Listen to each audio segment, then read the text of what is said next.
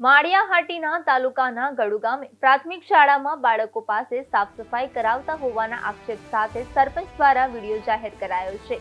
ગડુ ગ્રામ પંચાયતના ઉપસરપંચ રાજેશ પરમારે આક્ષેપ કર્યો છે કે પ્રાથમિક શાળાના આચાર્ય મનીષ વાઢિયા દ્વારા વિદ્યાર્થીઓ પાસે કામ કરાવવામાં આવે છે અને આચાર્ય દ્વારા વાલીઓ સાથે પણ ઉદ્ધતાઈ ભર્યું વર્તન કરવામાં આવતું હોવાનો પણ આક્ષેપ કરવામાં આવ્યો છે। ઉપસરપંચ દ્વારા આચાર્યને અગાઉ રજૂઆત પણ કરવામાં આવી હતી। મારું નામ પરમાર રાજેશભાઈ કચરાભાઈ, હું ગડુ ગ્રામ પંચાયતમાં ઉપસરપંચ તરીકે સેવા આપું છું। આજ રોજ ગડુ પ્રાથમિક શાળાની વિઝિટ કરતા ત્યાં આચાર્ય દ્વારા બાળકો પાસે કામ કરાવવામાં આવે અને આની પહેલાં અમે 3 થી 4 વાર મૌખિક રજૂઆત કરી કે ભાઈ તું બાળકો પાસે તમે કામ ના કરાવશો।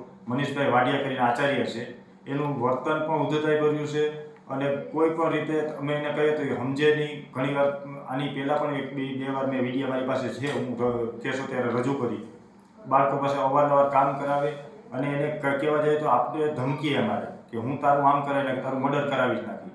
1-2 વાર અમે આની પહેલાં જ્યારે કીધું ને ત્યારે પણ કે ભાઈ તું વધારે આવું કહીશ તો હું તારા ઉપર આમ કરી તેમ કરી। વાલીઓની રજૂઆત હતી કે અમારા બાળકોને અમે સ્કૂલે ભણવા માટે મોકલીએ છે, કામ કરવા માટે નથી મોકલતા, એટલે કે તમે જ ઓચિંતાની વિઝિટ કરો।